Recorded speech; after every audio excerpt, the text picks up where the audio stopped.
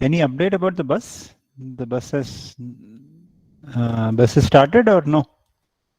No, sir, we didn't get an email no, for the resume of the buses. But did somebody see the landslide? Was it a big landslide or is it just some rocks falling? Any idea? No idea, sir. Okay.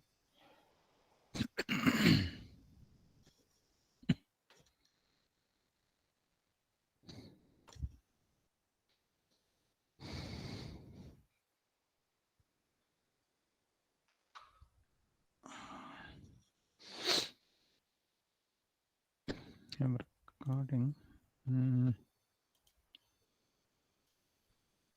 Okay, I'll just share my screen.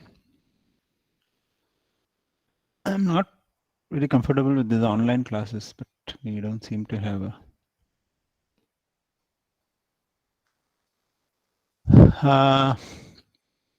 So did you have a look at the assignment? Did anybody start doing anything?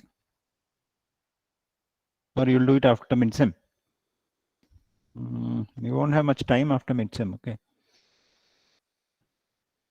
So please start looking at the assignment because some things are not trivial. Because I said you should not use any built-in libraries. No scikit-learn or other libraries you should not use.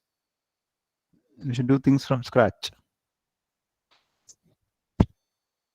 You know, at least one person who has attempted it and there was some small mistake.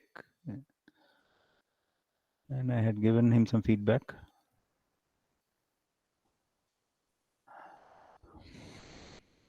Okay, regarding programming practicum, CS571, I'm not taking a lecture today. So after, because you have an exam anyway tomorrow, CS571. So after this class, there is no CS571 lecture. Tomorrow we'll have the exam, CS571, based on whether the bus is running or not. If the bus is not running in the exam, we will postpone the exam. Okay.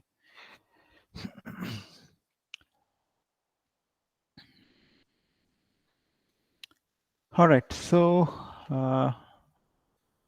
what were we doing? If you remember the last class, we had covered this from Duda Hart's book. So we were looking again at ML estimation. We looked at the univariate case where there was a unknown mu and known sigma, unknown sigma and unknown mean and unknown variance. This is again for the Gaussian case. And we did all that. What did we get? We got that the unknown mean and unknown variance. Unknown mean we finally said was ML estimate of, no, not here. ML estimate of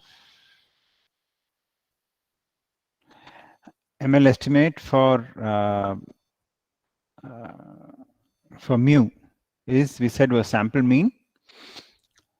And then for the variance, we said ML estimate for the variance, we estimated it as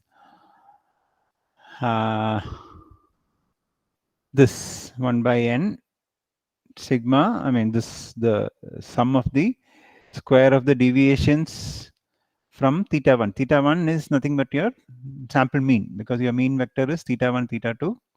This is mu and this is sigma, mu and sigma squared. So it is the arithmetic average of the deviation, the square of the square of the deviations from the sample mean.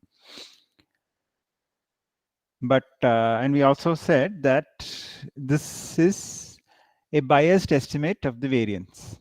This is a biased estimate, because an unbiased estimate for the variance is the sample variance, which has similar to this, except that instead of 1 by n, it is 1 by n minus 1. And sample variance is equal to the true variance. The expected value of sample variance is equal to the true variance. And hence this ML estimate of sigma square is a biased estimate. So keep this in mind. Okay. Then we did it for the multivariate case, where you have a mean vector and a covariance matrix. And so now our parameter vector is mean vector, and this matrix of this is the covariance matrix.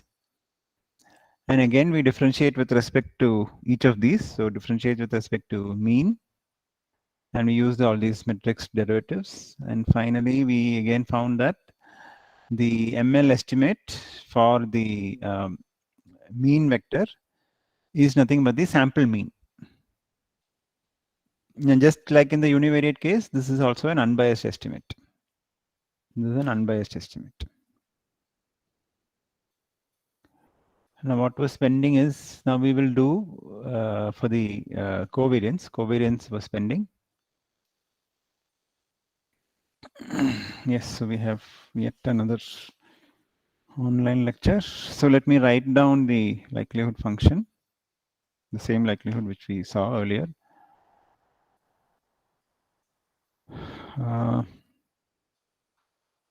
Log of p xn given theta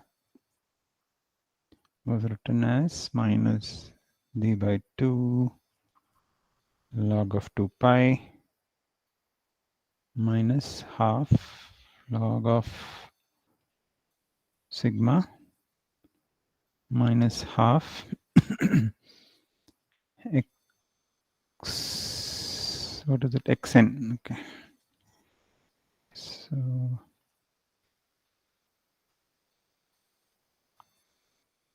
xn minus mu, the whole transpose, sigma inverse xn minus mu. This was my likelihood function. So now we are going to estimate the maximum likelihood estimate with respect to sigma, which is now we are going to differentiate. We are going to find out the likelihood with respect to sigma. So we can ignore some of these terms. So we are going to do the this thing for, we are going to find out the derivative of minus half minus half log of sigma, log of log of determinant of sigma minus half of xn minus mu transpose sigma inverse xn minus mu.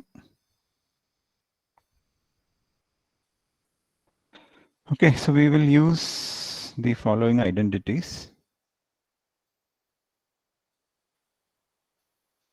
or we will use the following results.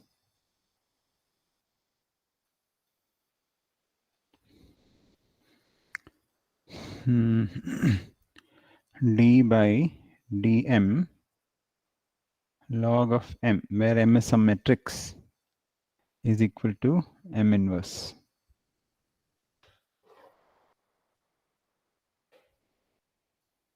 M inverse. Okay, d by dm of log of determinant of a matrix is equal to m inverse, assuming that m inverse exists. And this result we will use, and the second result which we will use is d by dm of x transpose m inverse x is equal to minus m inverse x transpose m inverse. Okay, so these two results we will use. We are directly using them without any proof. If you really want to see it, you should look at, I think I saw a reference for the proof in Stephen Boyd's convex optimization book.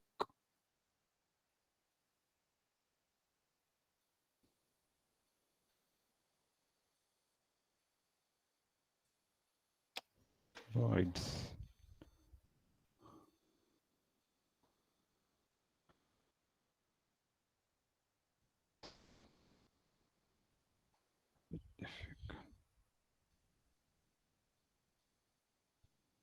I think it is there in one appendix of the book.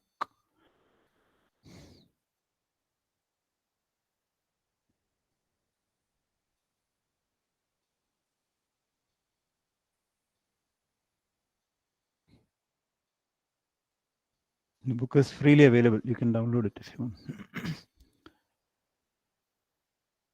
Okay, so you can use this. It basically comes from that fact that M inverse is equal to adjoint A by determinant M. M inverse is equal to adjoint M by determinant M. From that you can work out this result. You can see this book if you want to see the proof, but we will just directly use them here.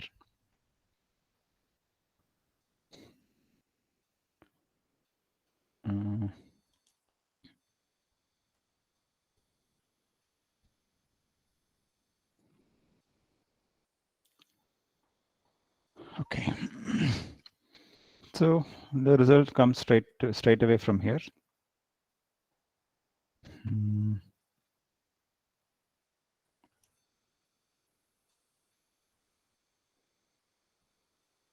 This becomes now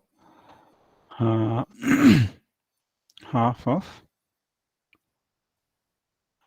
sigma inverse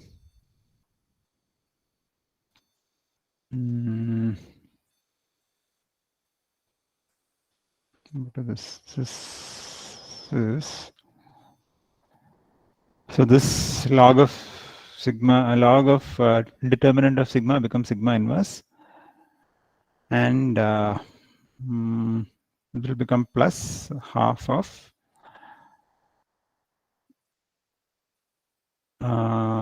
sigma inverse xn minus mu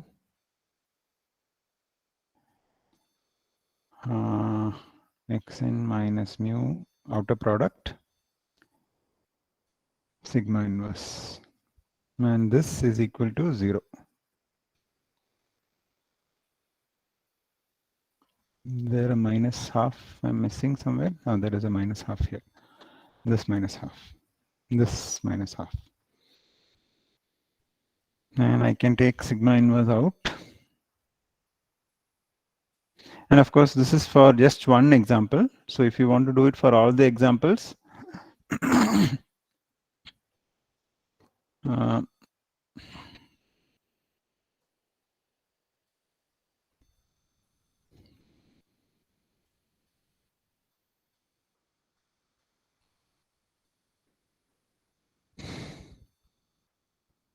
for all xn in dataset D, we will then write n equal to 1 to capital N, let's say. Suppose there are capital N examples in D. 1 to capital N, I will have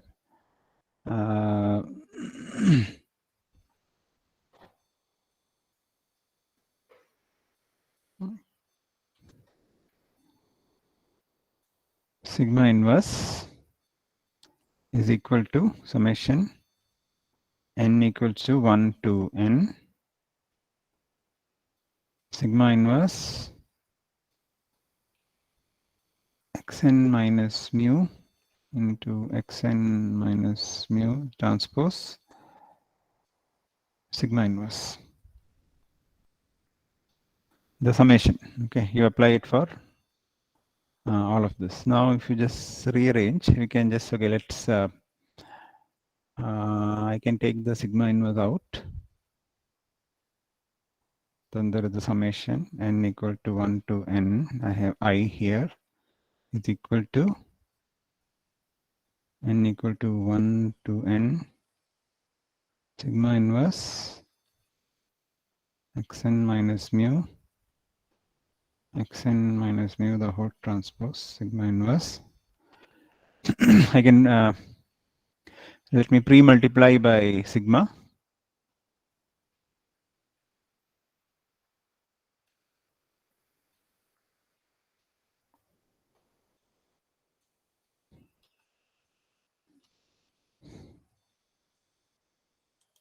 Pre-multiply by sigma.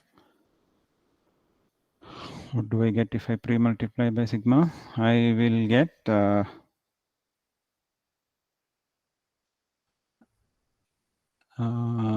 this is just I, no? So this will, what did I do here? This is sigma inverse, sigma inverse. I've taken the sigma inverse out from here. I can pre-multiply by sigma. So I get summation over I.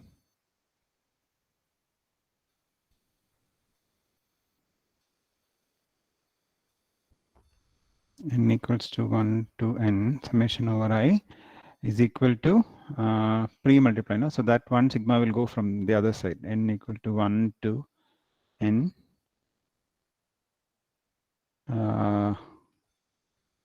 Xn minus mu into xn minus mu the whole transpose sigma inverse solve vectors.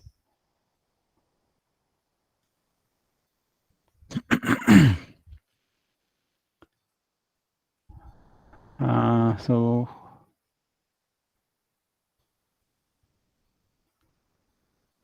this will give me n. This is ni, no? So I can take the this is nothing but n into I is equal to this term here, n equal to 1 into n, 1 to n, xn minus mu,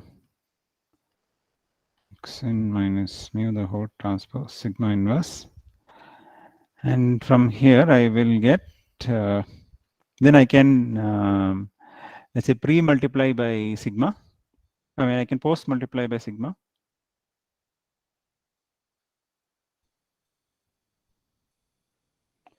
And what will that give me?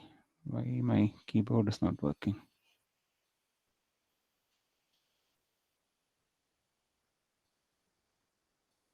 When I post-multiply by sigma, I will get n into sigma is equal to n equals 1 to n xn minus mu xn minus mu transpose. Yeah, I'm post multiplying, so this sigma will go off.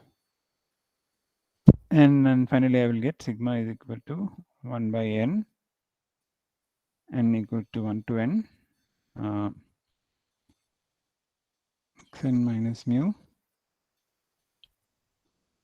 into xn minus mu the whole transpose.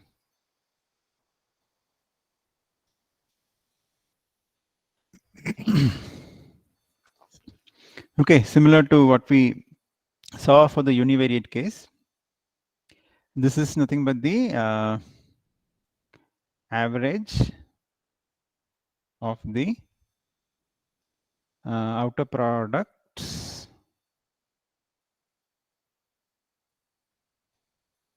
of the deviation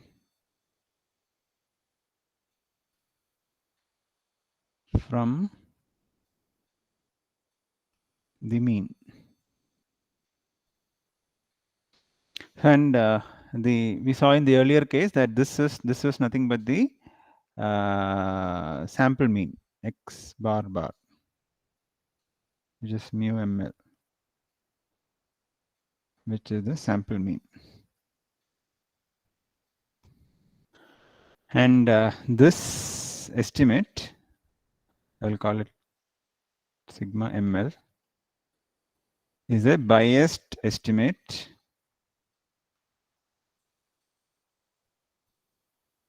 of the actual covariance matrix.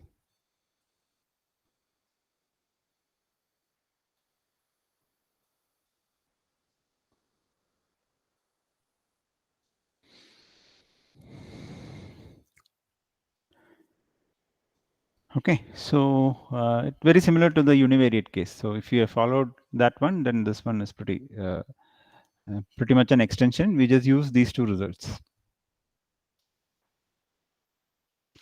23 people have joined. Okay, fine. Okay, so finally, after doing all this, what is our objective? Our objective is again finally to classify. So how do you perform the classification?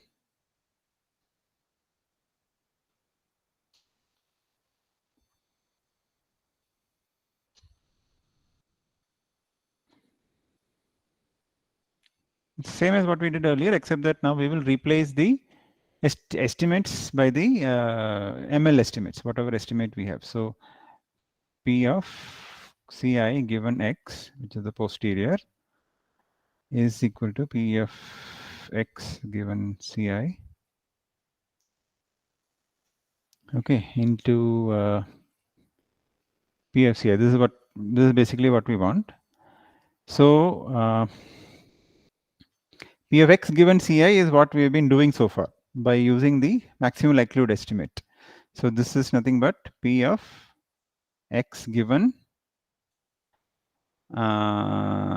theta ml, because what we said is the class conditional density is going to be replaced by the estimates, the ml estimates of the parameters of this particular density.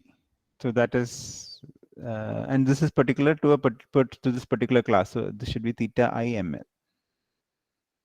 Okay, so we have replaced Ci, this class conditional density. We are replacing it by the, in some sense, the parameter conditioned density values. So this will be replaced by what we just did. So this theta I ml is what we estimated for the Gaussian case. And what about PFCI? How do you get the PFCI?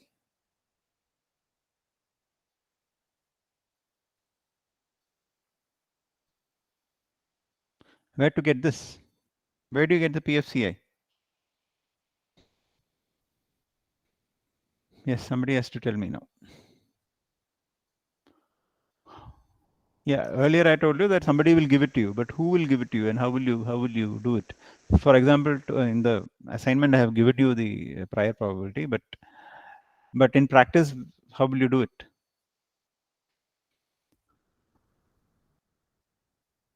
I'm going to call out somebody's name. Who wants to volunteer, or I'll call somebody's name?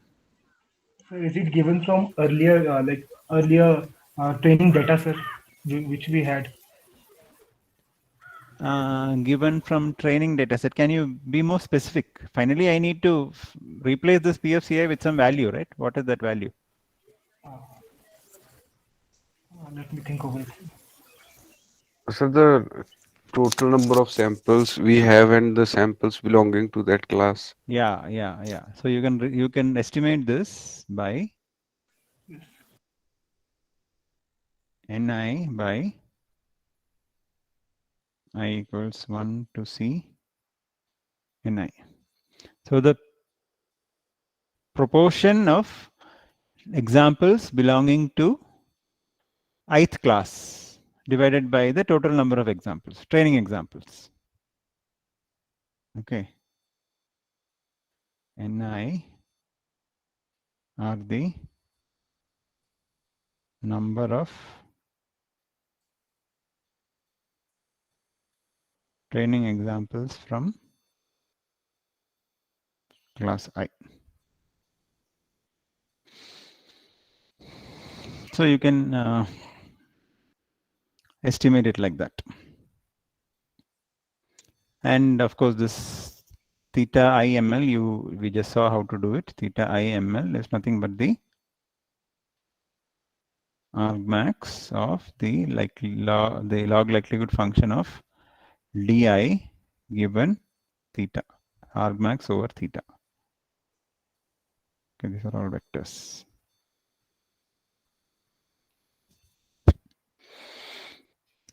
And your discriminant function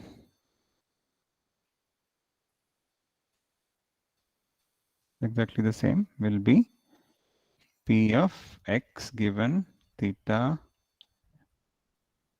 IML into P of Ci, and this will give you Gi of x, your discriminant function for x.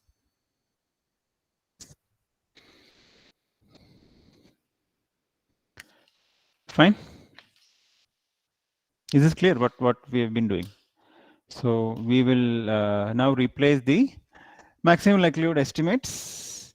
I mean, we will replace the class conditional densities with the estimates provided by the maximum likelihood estimates, the estimates of the theta provided by the maximum likelihood estimate. So the problem of finding out this unknown density function becomes equivalent to the problem of finding out the likelihood with respect to certain parameters. And whatever parameters maximizing that likelihood, that we will take.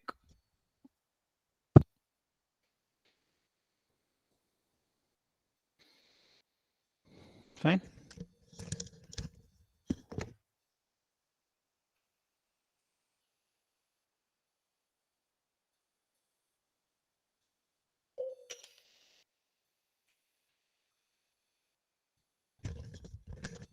We will solve some, maybe we'll try and solve some problems in the tutorial session. I'm planning one on Wednesday. If there is something, if there is any problem, I'll let you know. But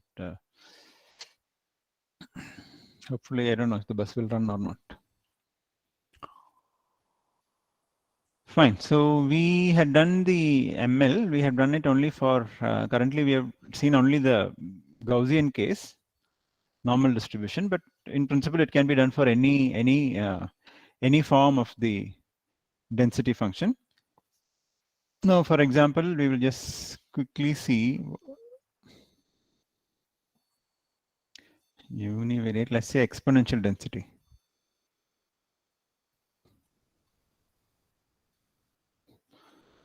So for an exponential random variable x,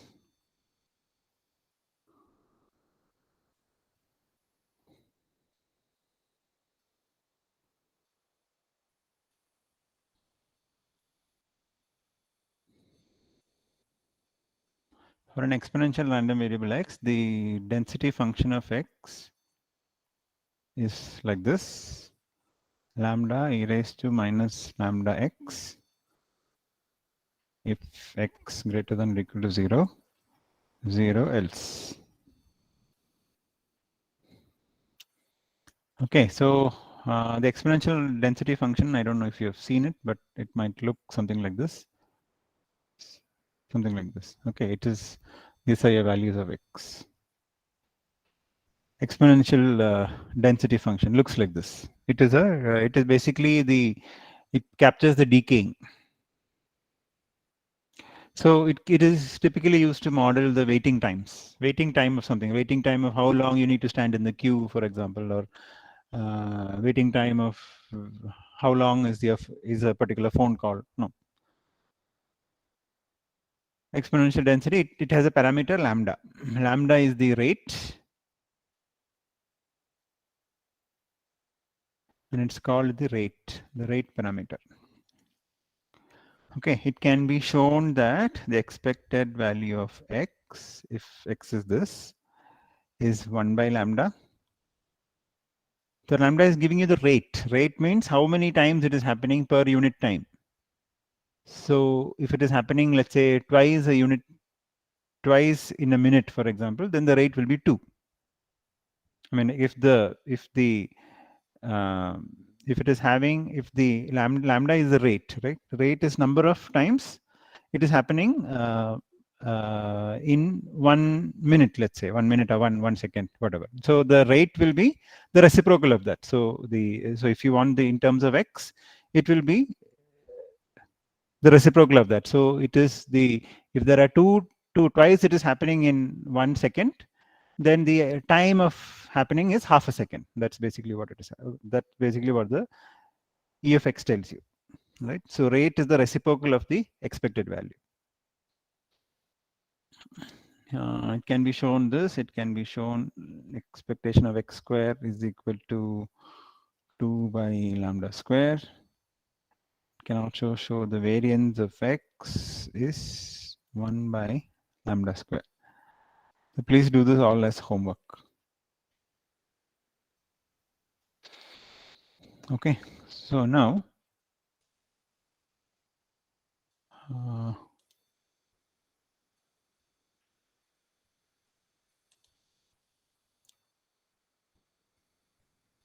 yeah, I don't know how many of you have a paper in front of you, or how many of you are just sitting on the phone and listening this, that I'm not sure. But anyway, what I want you to do now is to find out the ML estimate for lambda.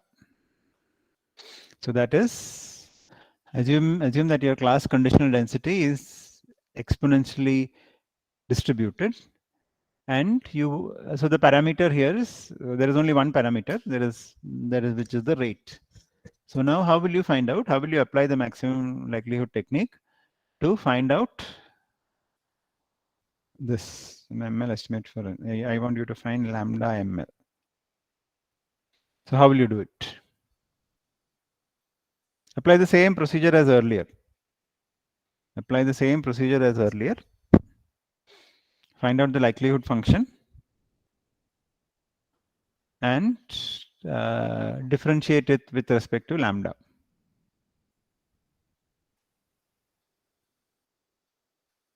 Yeah, so here lambda ML is going to be argmax over lambda L of x.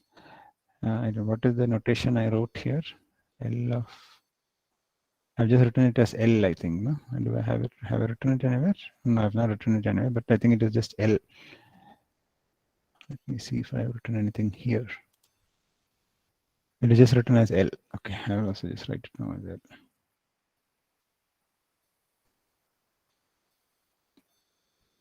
I just call it L.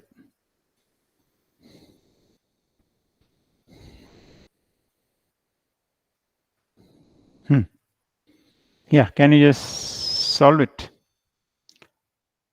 I'll give you few minutes. Are you in a position to do it or not? Or should I, do you have a paper in front of you? How many of you have a paper in front of you? 1, 2, 3, 4, 5. Okay. Yeah, I think sufficient. Can you solve it? Can you find out the likelihood? Find out the log likelihood. Basically, you can assume your data is like this, x1, x2, so on up to xn.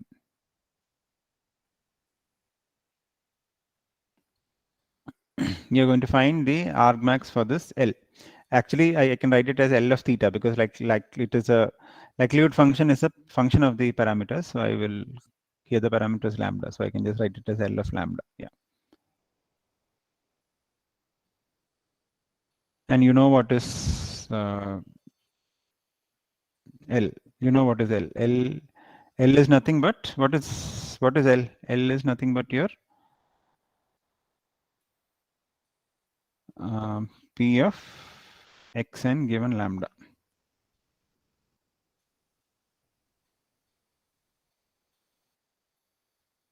Where xn is exponentially, xn is an instance of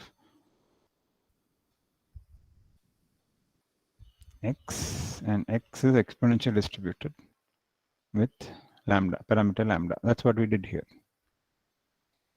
Yeah. Yeah, so please do.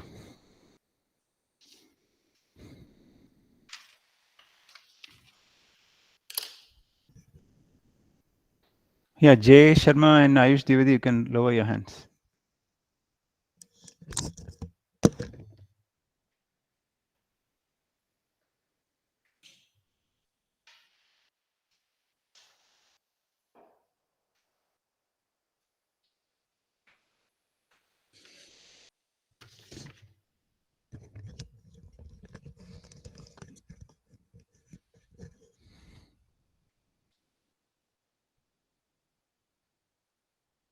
Actually, rather than writing like this, I should not write xn. I should write this as L is over the whole set of data.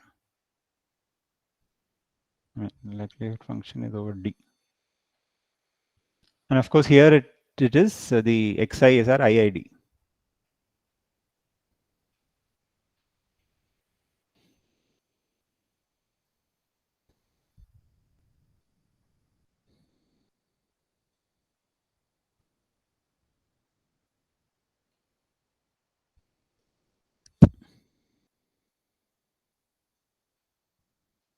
I'll give you 1 more minute, at least get started, and then I will.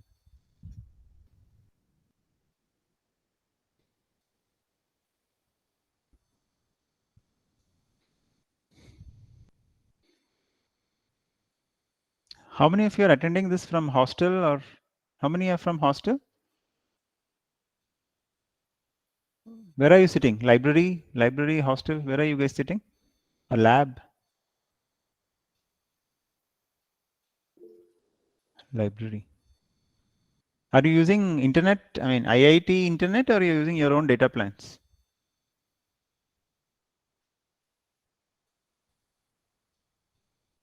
Okay, fine. But are you using your own data? Okay. Okay. College Wi-Fi is good enough to hear the lectures. Okay. Yeah, so please continue.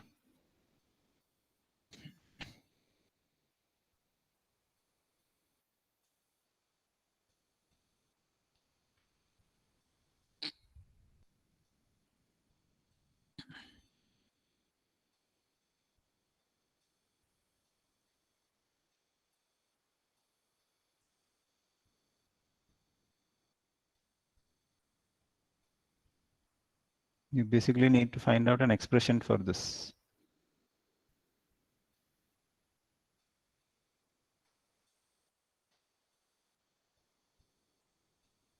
I have not been very consistent in how I'm writing, but L is actually the log likelihood.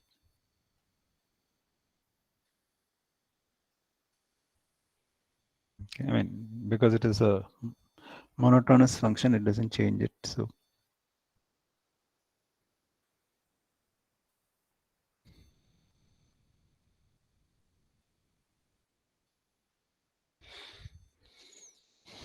So what will this be? I will also write now. This will become n equals 1 to capital N P of xn given lambda.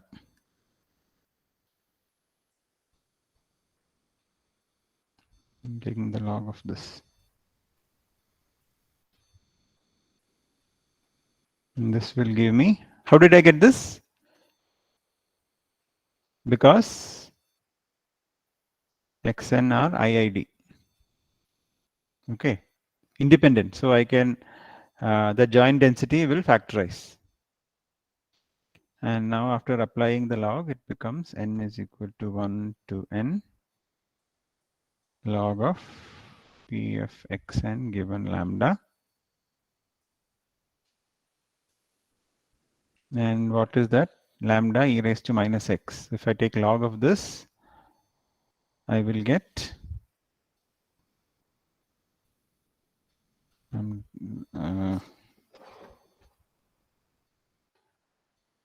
differentiating with respect to lambda. I will get I'm going to take log of this, right? So log lambda.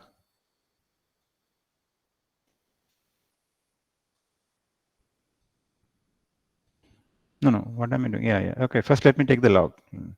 After that, I can differentiate.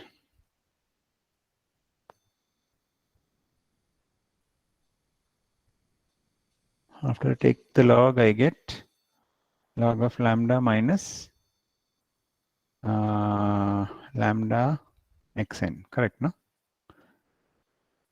Log of lambda minus lambda xn.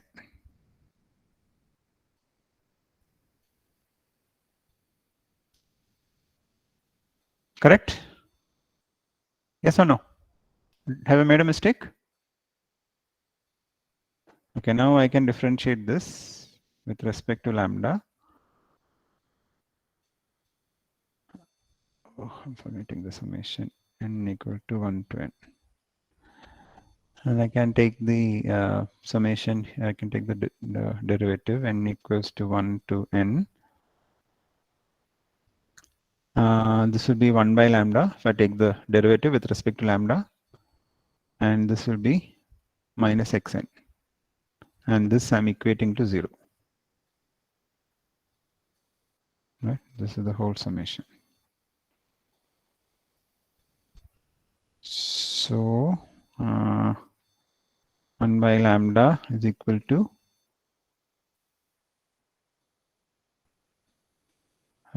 sigma xn, n equal to 1 to n equal to 1 to n. And what will this give me? This will give me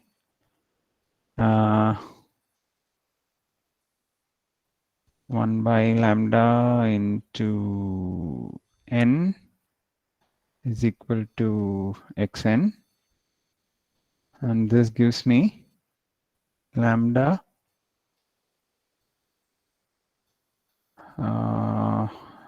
is equal to 1 by n sigma n equal to 1 to n xn, the whole inverse.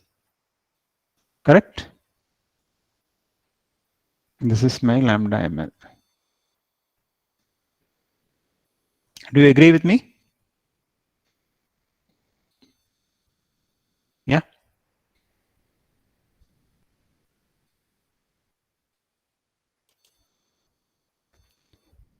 Fine. So this taking this log likelihood quite many times helps you whenever the density has is some form of the exponential family, because a lot of terms will get it simplifies the expression.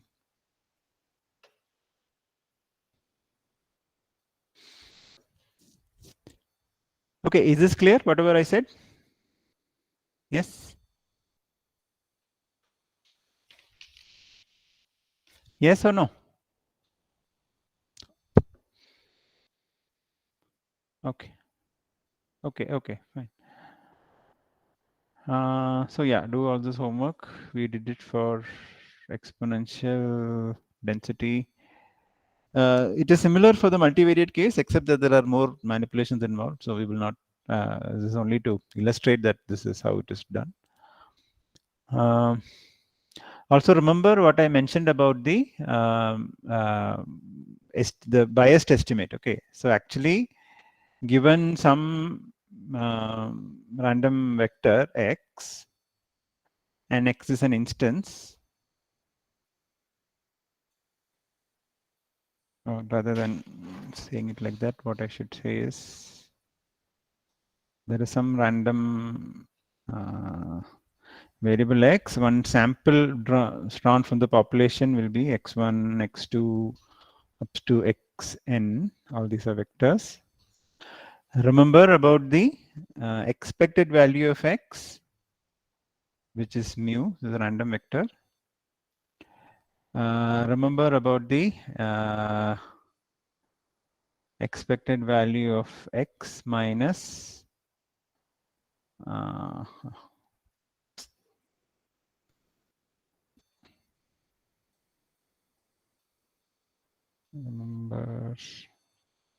remember the expected value of x minus EFX, the whole square.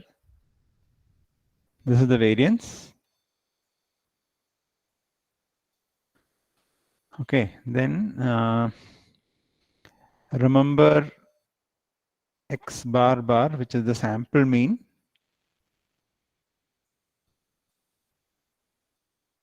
K goes from 1 to n. And remember the sample variance, which goes from what is sample variance? 1 by n minus 1 x minus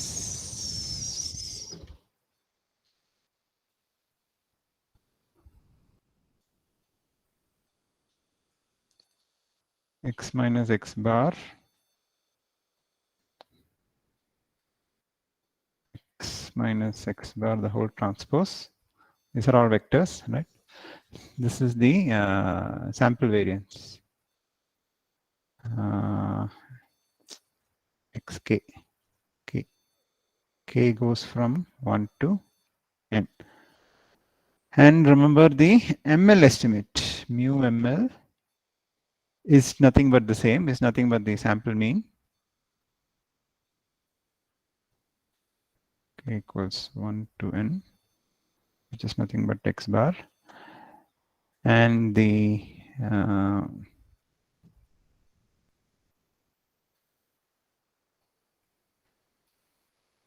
sigma ML, the ML estimate of the covariance matrix is 1 by n. K equals to 1 to n xk minus x bar into xk minus x bar the whole transpose. Okay, so remember the difference. This is 1 by n, whereas this is 1 by n minus 1. And this is an unbiased estimate.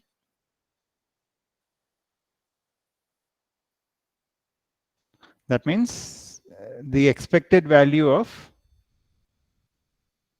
s square is equal to variance of s, x. So if you take the expectation of this, it is actually equal to the variance of x. Oh, this is not variance of, this is actually the variance of x by means I basically mean the covariance matrix. Okay, because this is multivariate case. Covariance, this is the true covariance. The sample variance, the sample covariance is also an unbiased estimate of the true covariance. But the ML estimate of the covariance is a biased estimate of the covariance.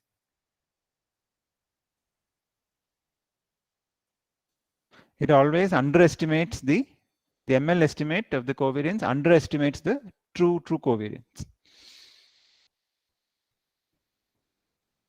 Okay. Okay, I will stop here.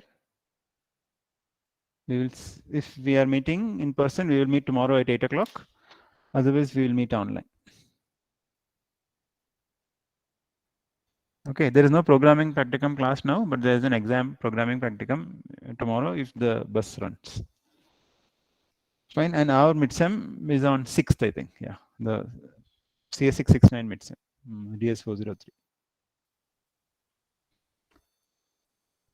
Okay, if there is nothing much, then we will stop. Thank you, sir. Thank you, bye.